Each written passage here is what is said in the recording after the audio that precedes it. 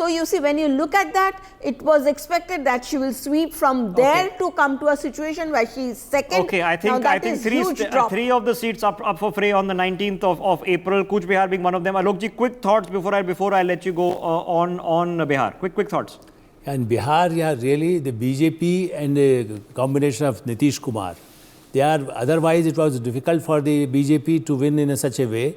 And Lalu Yadav is badly losing. Congress, I don't think even they get the 2 seats. I think here we have mentioned about it. I think it's difficult, 1 seat if they get, but even somehow it will be very difficult for Congress. Congress is badly losing. Lalu Yadav, Aparna Yadav is also not going to win because of the Ruri. But even then, I think they can get few seats because of Tejaswi Yadav. Okay, so how is a Nitish Kumar, after having flipped and then flipped and then flipped again, how does he still hold on to 10, 12 seats? Because no, you see, recently I visited 2-3 months back.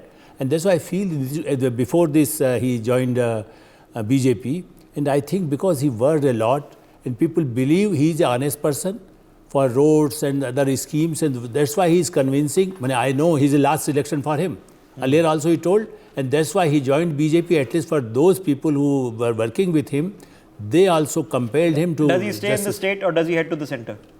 I think he will stay in his state because it's now difficult. Health-wise also, I feel, at least for next election, he will maybe come in the centre also. Okay, quick thought, Joyita, before I move on to the south of India, Bihar. When we are looking at Bihar, it seems that, yeah, I agree. I don't think Congress is going to get those 2 seats. JD may do better.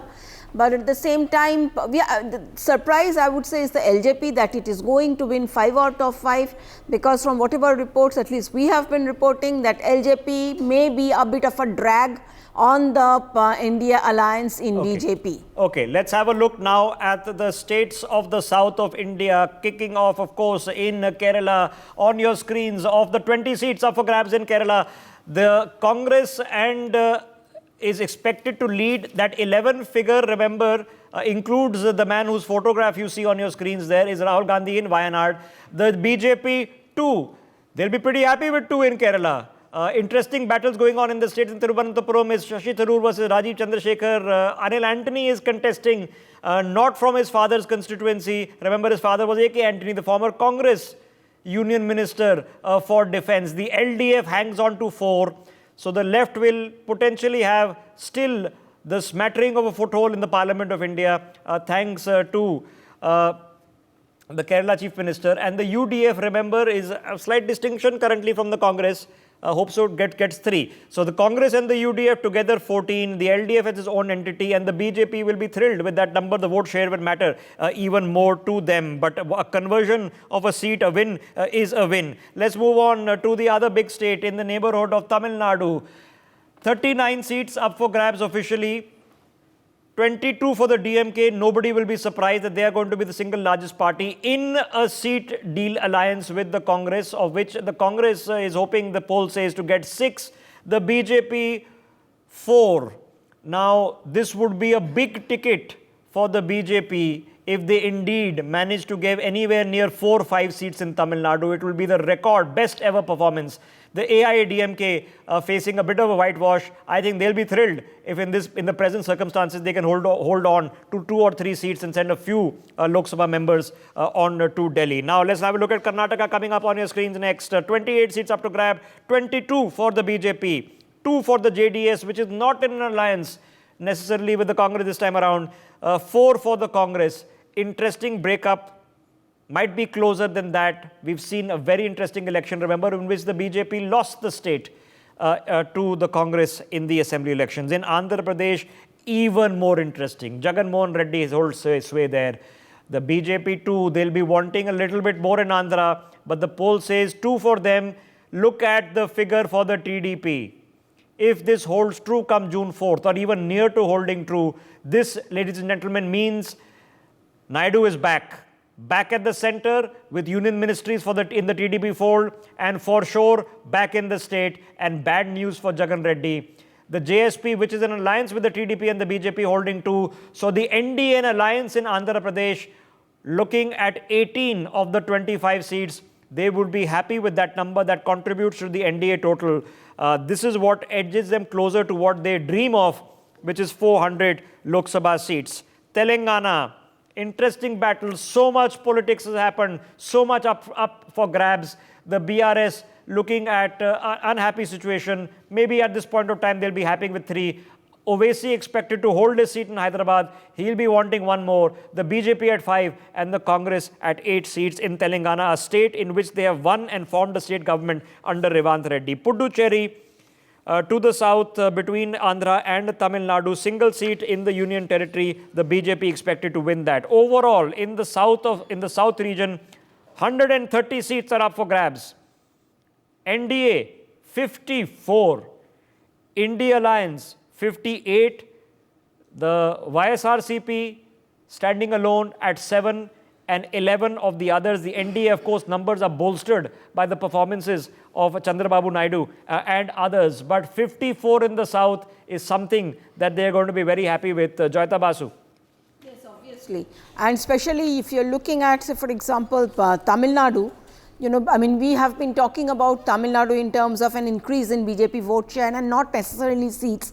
Maybe 1 or 2, perhaps Coimbatore will be won by Annamalai. There's a possibility. There's another one possibility of Tamil Sai. Coimbatore, he should win. But I'd be very interested where the balance 2 seats are coming from. Yeah, exactly. The former MP, of course, is now the Jharkhand governor.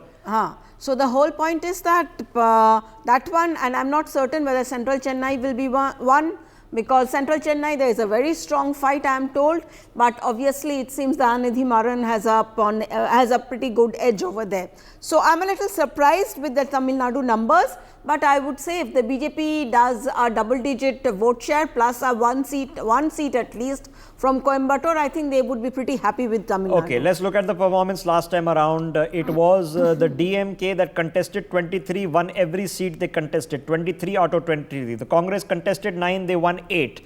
The CPI contested 2 and won 2. The CPM contested 2 and won 2. So the left had 4 seats to report from Tamil Nadu. Then, of course, there was the VCK and the IUML also operating from there. Now, when it came to the BJP, they only contested 5 and they won 0 with a 3.66% vote share. And the AIADMK, which contested 21, was literally taken to the mat by the DMK. So the DMK is roughly at the same performance level, and the BJP will open its banks directly, and they'll be thrilled if they come up with 4 seats or 5 seats. Even 2 or 3 would be a big chunk of change, because those will be seat conversions. What Joyita is talking about is a vote share currently at 3.5%.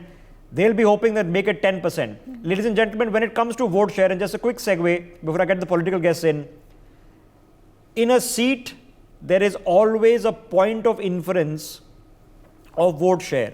You can keep on rising, keep on rising, keep on rising. At a state level, when you start hitting 17-18% vote share is when you start converting a lot of seats.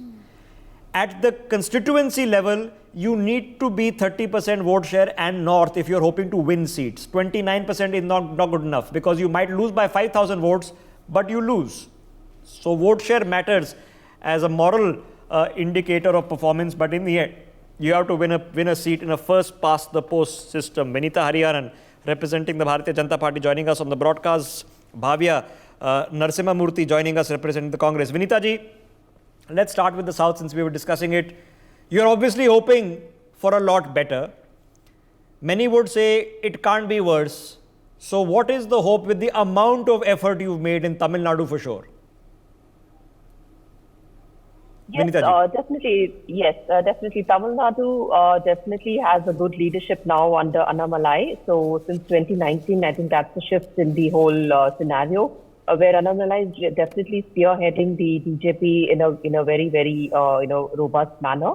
So I think that's the hope that the people have over there, and also over and above, of course, for these programs, outreach and penetration to the masses. I think that's going to really work in our favor in terms of the developmental agenda which Modi has been, even pushing and implementing across India, and especially in south of India. He has come here so many times, at least 24 times, and not only his coming or his road shows, but his work and the kind of programs that he's kind of rolled out every time he's been here. It's big ticket projects, big ticket infrastructure projects, which have actually the masses have actually felt this entire push towards new infrastructure, new growth, new India story, the entire startup ecosystem, the MSMEs, the programs that he does for MSMEs, especially in Kerala. MSMEs have played out a huge but Vinita ji, impact. okay, so which is the better bet? Because you're hoping to do an improvement in Andhra as well. Okay, you come together with a partner. The poll says your partner is going to do really well. The Chandrababu Naidu is back, and then potentially back at the state. So NDA government in the state with Chandrababu Naidu as Chief Minister, and he delivers 13, 14 MPs, which might be valuable. But out of Tamil Nadu and Kerala, which is the better bet that you're hoping vote share and a few seats?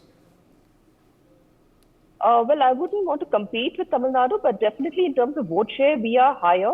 In any case, we are about 13% in Kerala. I'm talking about we in the sense Kerala, we are 13% in Kerala, and Tamil Nadu is about 5%, I think, at the moment. So that way we are better off in Kerala in terms of vote share. But definitely with Annamalai's leadership, I think Tamil Nadu there will be an impact, a huge impact in BJP's rise in vote share. There'll be definitely a rise in vote share in Tamil Nadu. Okay, rise in vote share for the BJP in Tamil Nadu, currently sitting at a 12% vote share in Kerala, much 12%. Lower vote percent share in Tamil Nadu. But ladies and gentlemen, the argument seems to be that more likely more seats for the BJP, even with a lower overall state vote share, because where the DMK is going to sweep, there is no BJP. They'll only contest a handful of seats.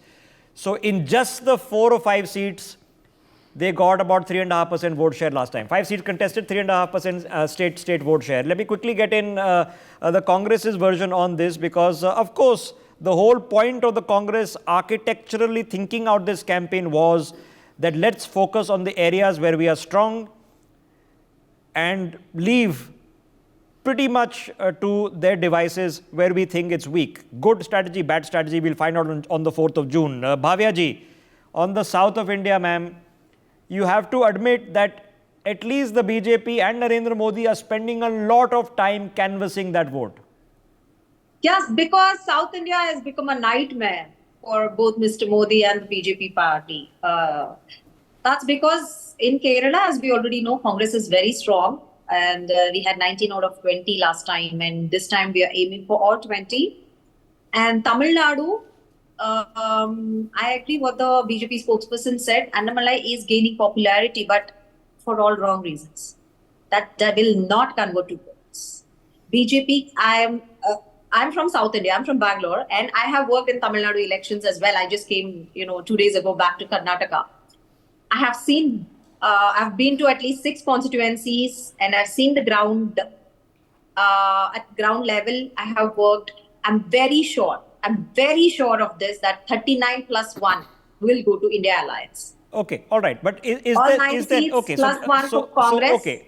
But ma'am, so in the contrarian point of view, where you're confident on the south, and obviously the party is then focusing on the south. Indeed, Rahul Gandhi is probably only contesting from the south. But at the same time, are you happy that the party seems to be accepting that it's a south party now? It is given up on the north of India. Why would you, who said that we have given up on North India? Yes, we were defeated in a couple of assembly seats. That doesn't mean we have given up on North India. Ma'am, right? I mean, UP, we don't really even know where, who's going to contest Rai Bareli. We don't even know, and the election is starting in a couple of days. You will see who will contest, and whether it is South India or North of India or South of India, Congress has always made its place, and one of the oldest party, grandest party, and it will never be like this party belongs to South or North. Okay. Oh, your home state, ma'am, Karnataka. We will definitely get more seats in South has a very positive thing, because it has become a nightmare to Mr. Gandhi. And in the North, along with our alliance partners, whether it is in UP, with SP so and others, let's try to have as, because the poll surveys are one thing and they come and go. But in a very practical conversation, ma'am, Karnataka, your home state, is a swing state. Because if you want to gain, that's the place to gain. If the BJP wants to gain, that's the place to gain. Maybe Bengal, maybe Karnataka, because a lot of the other states are sort of more predictable about where they're going. So it's in a swing state, a state which you've recently won at the state level. Yes. Are you convinced that you can convert large numbers, that the large chunk of the Congress's Lok Sabha performance might come from Karnataka? This time the game changer is our guarantees, right? The whole concept of guarantee started with assembly elections in Karnataka, and we had a huge victory.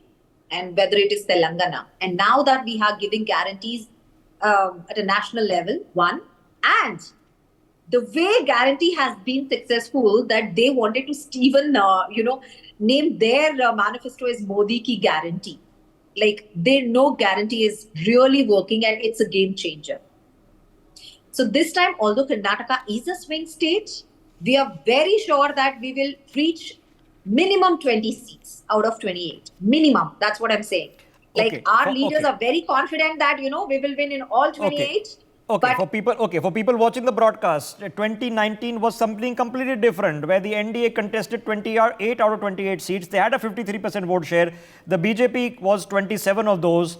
And let's face it, the independent was also a BJP person, and they won 25. They won 25 of the 28 seats with 51.38% vote share for the BJP. But it is a swing state. Yeah, so things have changed. B.S. Yediyurappa is no longer there. Things have changed. Exactly. But we don't know. But we won't know. Let's get Vinita ji a chance to respond to this. When BJP ruled Karnataka, and during the corona, all their scams and the way they ruined the economy of Karnataka, people are fed up of it. Okay, ladies and gentlemen. And whether it is an electoral I'm bond, going to requalify every the swing state definition. There are going to be some states which are predictable. Gujarat is probably predictable that the BJP is going to sweep it, right? Bengal, Karnataka, very interesting battles going on, because if the BJP wants to gain seats over and above what they've already done, where can they find those seats? They have to be found either in the south of India, in Kerala and Tamil Nadu, in Andhra, Telangana, or they have to be found in the northeast, where the vote share gain can happen. But the seats in, other than Assam, the seats in every state are either 2 or 1. So Vinita Hariharan, in Karnataka, ma'am, the problem of having a very good performance last time is that it's only downhill from here. It's a bit more complicated, ma'am. You lost the state, accepted that loss. B.S. Yediyurappa, not a person who's competing this time around. It's a difficult state for you? No, definitely not. Karnataka has been one of our stronghold states in southern India, and it continues to be. Last Lok Sabha polls results also proved that Karnataka was a stronghold, continues to be a stronghold for BJP. And as far as the Congress is concerned, they won the elections based on false promises and false guarantees, and the guarantees that the spokesperson was talking about is actually a joke, because they haven't been able to deliver any of the guarantees across the country. Congress's guarantees, wherever they won elections, within a few months that has kind of fallen out. It's fallen out of steam, because they don't have the funds to implement those guarantees, and then they come to the center and they say that the funds are not there and there's a fund mismanagement. So there's an absolute mockery of all kinds of governance that is happening. Okay, but at least you'll appreciate, Vinita ji, that between Mallikarjun Kharge and Siddaramaiah and D.K. Shivkumar, at least in terms of the political understanding and sagacity, they seem to have Karnataka better figured out. In other places, the Congress has been struggling. We've seen a bit of an embarrassment happen in Himachal Pradesh recently. So do you give credit to the local leaders of the Congress that they might put up a tough fight? No, because, whatever they've done to win the elections based on false promises, that's kind of over now. The public have seen that, the myth has been broken, and the promises have failed to deliver. And therefore, it's look at our manifesto, the robust manifesto that we brought out yesterday, the Sankalp Patra. The pages are not enough to look at the kind of achievements to talk about, to articulate the achievements that have been done in the last 10 years. What does Congress have to talk about except Mohabbat Ka Dukan and all the Bharat Jodo Yatras that Rahul Gandhi has done? Congress is history now. Nobody even remembers a Congress-ruled government in the center over the last 10 years. Well, at the center, yeah, I don't know, but whether that actually means that a few Lok Sabha seats won't go their way. A quick thought. I want to get Anurag into this. Anurag, what are you making of what is happening in Karnataka? Let's face it, it's less predictable for the BJP. I'm sure they're a bit nervous because it is an important state, and that 25 seats is a big chunk of change. Yeah, I think Rishabh, Karnataka is unilaterally in the favor of BJP, and the pattern says it all. If you see the Lok Sabha elections, and let's not draw parallel from the recent state election. I'm talking you from a purely analytical point of view, because look, the state elections were fought on the local issues. There was a huge issue of, the Congress 15 of them, 16 of MLAs joining the BJP. Mr. Yedurappa was out of the picture. You were right back in the. But now let me correct.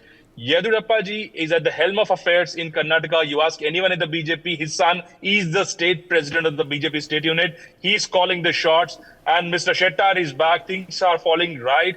And if you actually see the pattern, not only the last election, even the 2014 election, where the Congress was very much in power, and Mr. Modi was new to the state, which it was his first election. They won close to 18 odd MP seats out of 28. 2019, we all know it was close to 25 seats out of 28. So it's a no-brainer. And going forward by the popularity of Mr. Modi in Karnataka, Karnataka loves Mr. Modi. You do take up any survey, any figure, when it is about Mr. Modi. And let me also tell you, Congress had this policy, and Bhavya can correct me. Congress had this policy, and there was a talk that ek ghar se do ticket nahi denge. But Karnataka, very funny thing is, they were not able to find candidates for many seats. And jiske ghar mein pita mantri hai, unko kisi ke bete ko, beti ko dena pada, bula ke dena pada. So, there are people don't want to contest on a Congress ticket. That's a problem. So you are convinced that the state election result is not necessarily the dipstick test for a Lok Sabha election, as in the past it hasn't been. Okay. One small point, and because 10%, the BJP need, this is 10% on the road to forming a single party government or a majority government. The BJP needs these 25. That's why I say Karnataka, important place. Joyita Basu, Karnataka. Karnataka is extremely important, you're right, Rishabh. But yes, you see, even during the assembly elections, the buzz was that, even especially in places like Bangalore and in the neighboring areas and all, that even if we are voting for the Congress in the assembly elections, we will vote for the BJP, we will vote for Modi. You see, Mr. Modi is a huge factor in many of these states and especially in Karnataka. So, I would not be surprised, and now that this alliance has come in place, that split that was expected especially in South Karnataka where the JDS is strong, you see that I think is going to make a difference, because when you are looking at the minority might not, but okay. So what Joyita, you are saying is that even in a place where the Congress has got its local leadership pretty sorted, and right now Karnataka is the best they've got. Siddaramaiah and GK Shiv Kumar have managed to work together. They both have their strengths. Mallikarjun Kharge is native of the state. They all sat down together. They resolved all their differences. So even in a place like that, it's the Modi factor that trumps state competence.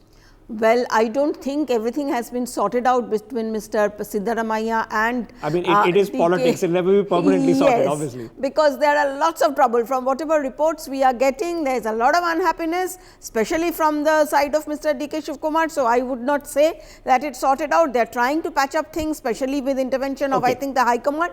But yes, Mr. Modi is a figure that stands out over there. Certainly not Mr. Rahul Gandhi. We have seen turnarounds in Indian politics many times. Indira Gandhi was one of them. In the recent past, the DMK wiped out, zero, nothing, nada. At the Lok Sabha elections, accused of all sorts of corruption, all of them back, all of them won and came back. So Anurag Naidu, will this be the time of Chandrababu Naidu in Andhra? He has been wiped out, he has been literally frisked and harassed at airports. Every bit of indignity that could be meted upon him has happened. Not to say that YSR's son has not faced indignity under the Congress rule, but Chandrababu Naidu, 14 seats says the survey, he's back, which would indicate that he's probably going to do really well in the state. Yeah, I think I come from the state. I'm in Vijayawada right now. A lot of political movement for the last 15 days. And I can tell you one thing, let me be very honest. It's not very easy. I mean, 14 seats, 2, 3 here and there. The thing is, Andhra Pradesh is not an easy affair at this point in time. I mean, the YCP has got a lot of things right for them in terms of their social schemes and everything. But let's not undermine the popularity of this grand alliance, the Pawan Kalyan factor, which is who has brought the BJP and TDP together. And one important point, Rishabh, that this Mahakotami that is called in Andhra Pradesh, they have really not started their True Blue campaign, and I think I'm expecting it to start after this notification on 19th out, and close to 24th, 26th they will file all the nomination, and that's where we'll see the real buzz. I think the game for me, it starts. I mean, right now it is a kind of a 50-50 contest for me, very honestly. But the game will start once the nominations are on. And I will not be surprised if the numbers hold true for Mr. Naidu and the Grand Alliance. But one thing I can tell you for sure, the BJP will get a good amount of seat share and the vote share in Andhra Pradesh this time around. Of course, thanks to Alliance Okay, and so thanks Anurag, to the okay, so acceptance what of, has been, I can't assess Jagan because for better part of Yeah. 5 years, he has an anathema Yes. to speaking to the national media. We haven't Yes. seen him. He doesn't want to get involved in national politics. He Yes. doesn't take a stand on national issues.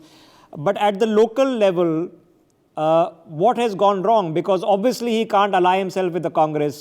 But why couldn't he ally himself? I'm sure the offer was on the table. Why not with the BJP?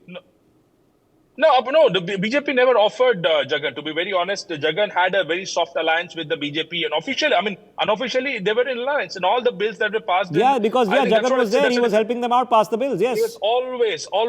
But BJP never approached Jagan for an alliance. I can tell you for sure. It was Mr. Naidu who approached the BJP for an alliance, and they were like parley of meetings and everything. There were almost a week. Mr. Naidu stayed in Delhi to get an appointment with Mr. Amit Shah, and then finally the deal broke. Got it through. Jagan Mohan Reddy, where he got it wrong, where he might possibly get hurt is the middle class and the upper middle class vote and the city population. There is you see the infrastructure investment, it's an all-time low. There are no developmental projects. Okay. It is all one-sided towards the social scheme. So the lower pyramid of the population is going to be heavily with Mr. Jagan. The SC, politics is a strange business. Vanitha Hariharan, the same Chandrababu Naidu who dumped you unceremoniously before the last Lok Sabha election, was willing to wait for you just to hold a meeting. He's faced political wilderness for 5 years. And you have come back and emphatically backed him. The rally with PM Modi, he kept speaking about Chandrababu Naidu, not necessarily the BJP. Are you hoping that the seats that Chandrababu Naidu delivers to you are not required? You should be able to form the government by your own. Why is this important to you? No, definitely. The seat sharing formula in Andhra Pradesh has been strategized very carefully, and Chandrababu Naidu was an ally and continues to be so. And his presence in the state is a formidable presence. We can't deny that the kind of work that he's done for infrastructure and capital investment that he's brought into various parts of Andhra Pradesh, that cannot be ignored. So therefore, we're going to capitalize on those strengths. And, just like how it was told earlier about Jagan's, tacit understanding in the sense, the support that he's given to the BJP is aligned with the NDA's strategies largely. So it's going to be easy and not so difficult for us in Andhra Pradesh, I would say. Okay, you gave me a diplomatic correct answer, but what, ladies and gentlemen, what the alliance in Andhra Pradesh has told you, that the BJP is trying to stop and cover every single base. Every possible seat, every one matters, to have it in the kitty rather than the opposition kitty. Let me quickly get in a conversation and a thought perspective to figure out what's happening from Bhavya Narasimhamurthy. Bhavya ji, Andhra Pradesh. Now, in an era in politics when we've seen the BJP and the Mehbooba Mufti form an alliance, where the Shiv Sena and the Congress have come together. So it's all possible. Anything was possible. So what's happened to the Congress in Andhra, ma'am? Have the people forgiven you for bifurcating the state? After Ms. Sharmila Reddy joined Congress, and there is a new wave in Congress party. We are building the party really well. It's going well, the organizational building and all of it. We are very positive that we will definitely open an account in Andhra for sure. People forgiving us, the way you're saying, it doesn't really sound really well. Yes, after the bifurcation, we had to lose when Jagan formed his party and all of this. That doesn't mean people of Andhra have forgotten Congress. No. People of Andhra still remember, starting from Indira ji till today, the love for Congress in Andhra people is still there. Okay, it's just but our organization, at a time when you say the BJP is misusing ED and CBI, you under the UPA, Jagan had case after case after case after case. He faced no conviction ever, ma'am. Not convicted at all. Are you saying BJP misusing ET and ID to get electoral bonds? You know, right? Like top 5 contributors to BJP, among the top 5, 3 of them, some days ago, they had IT and ED raids. That's called misuse. Okay, Just so because. but what happened to all the cases against let Jagan me Reddy? How come explain. he was never convicted? During as well? UPA, among all the IT and ED raids on the politicians, UPA partners, the raids happened on 49% of the raids that happened on politicians was on UPA. But that's not answering and my question, ma'am. I know you have a criticism of the BJP, which is why I asked it. During Jagan, NDA, is Jagan an innocent man? Literally 90% happened Was on Jagan Reddy malifiedly hounded? So how can you say we misused it and we are blaming BJP? Okay, all right, fair enough. They have I think politics is an ugly game and everybody messes around with it. Okay, Anurag, quick question. I need to wind up. Anurag, quick question. What is happening? Why would a YS Sharmila join up with the Congress? What has actually happened? Is it a bit of match fixing going on? Are they actually hating on each other? What's going on? I can't really comment on that. No, I'm asking Anurag. I'm asking Anurag, ma'am. Obviously, I'm not asking you, ma'am. I'm asking Anurag for his perspective. Anurag. He knows very well that's why Rajshekar Reddy ji would have never left Congress. And what his son did was a betrayal, and she knows it very well. Okay, that all right. Congress So that's the official here. perspective. Anurag, give us yours. Yes. There is an open fight within the party, within the family of YS Jagannath Reddy, and there is a property dispute, and it is all in open. People who know Andhra politics, they know his uncle was brutally murdered before the last elections in a very ugly circumstance in his own bathroom.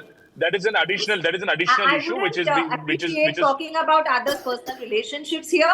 Politics is different. I mean, he's free to say whatever he wants. Yes. Yeah. I'm an independent analyst. I'm telling you, ma'am, what the state and the people of the state are talking about. Every day, if you see the Telugu news channels and the papers, the headline is always filled with the family disputes, the possible or alleged family disputes. The closest person, living human being to Mr. YS Rajshekar Reddy, your leader, is KVP Ramchandra Rao, and he has declared it. He has himself said on a state media channel on record. So please ask him and please verify. He's still very much a Congress leader. So we are getting a perspective. The news from the south of India is that the BJP is going to most likely, out of the survey prediction, not only improve in vote share, but importantly start converting seats in Tamil Nadu and Kerala. The two states might deliver 5 or 6 seats to the BJP. Quick 30-second interjection, then I need to take a break. Joyita. Yeah. The thing is, you see, what we have to understand when we are looking at the South, what BJP wants is to grow in the South, and it's going to come at the cost of its allies. While in Andhra Pradesh, it has strong allies. In the other states, it does not, except for JDS, of course. But the thing is, the kind of focus when you're looking at Mr. Modi's rallies, the kind of focus he is giving on the South, he knows that they are growing, and this is what I think will be an election to watch. No, growing, but conversion, very difficult, difficult. Yes, you know, one vote. I mean, you could have gotten 37% vote share, but that one vote makes a difference. Conversion, tough thing to do for the first time around. Okay, I need to take a break. On the other side, what's the final picture? Who's forming the government? For more such videos, subscribe to the NewsX YouTube channel, hit the bell icon.